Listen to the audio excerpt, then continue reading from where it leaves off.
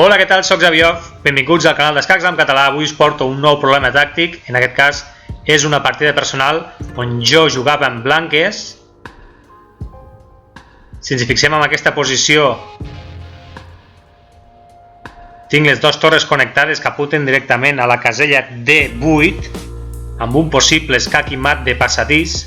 Se'n diu escac i mat de passadís perquè el rei queda atrapat en un passadís format pels seus propis peons. Segurament aquest escac i mat n'heu fet alguna vegada i segurament també us n'han fet alguna vegada. Doncs bé, jo aquí m'havia pensat una jugada bastant bona, creia, que era reina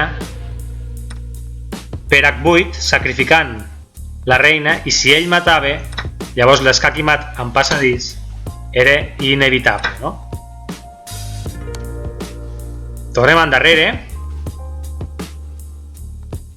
Vaig pensar, però, que si jo sacrificava la reina, les negres se'n podien sortir i podien evitar aquest escac i mat en passadís. Podeu parar el vídeo si voleu i a veure com les negres se'n surten d'aquest problema.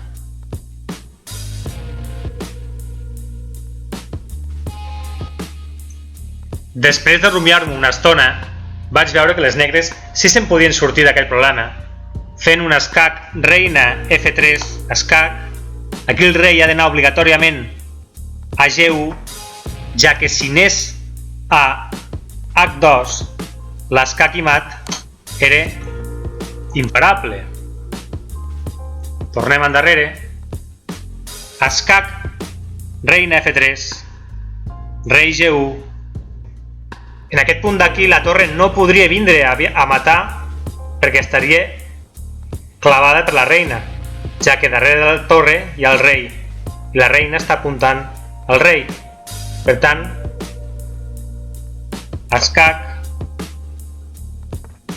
F1 escac rei E1 escac escac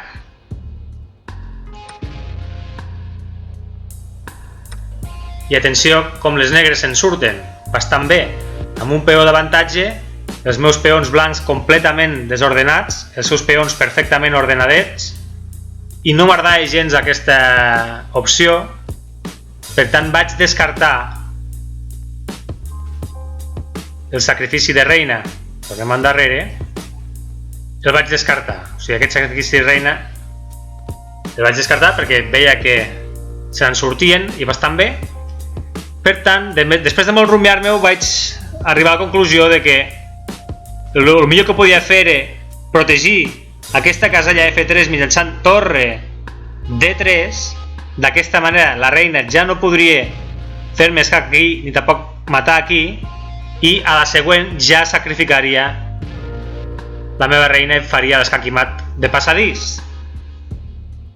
Això creia, perquè ara ve lo millor. Juguen les negres i fan escac i mat en dues jugades. Podeu parar el vídeo si voleu.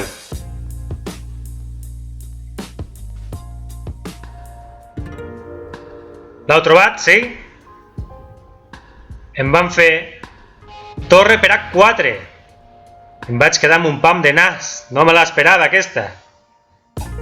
Aquí el rei no pot anar enlloc perquè està completament bloquejat per la reina, i per tant s'ha de matar la torre obligatòriament d'aquesta manera sobre la columna G perquè la reina pugui fer un escac i mat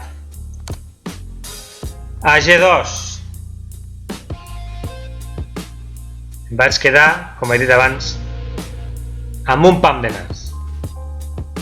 La lliçó és la següent: si teniu un pla, executeu-lo, perquè si dieu no, tinc un pla boníssim però ja el faré a la propera, igual ja no n'hi ha de propera. Per tant, si penseu molt un pla, executeu-lo i no deixeu-lo per més endavant, perquè potser no hi haurà un més endavant.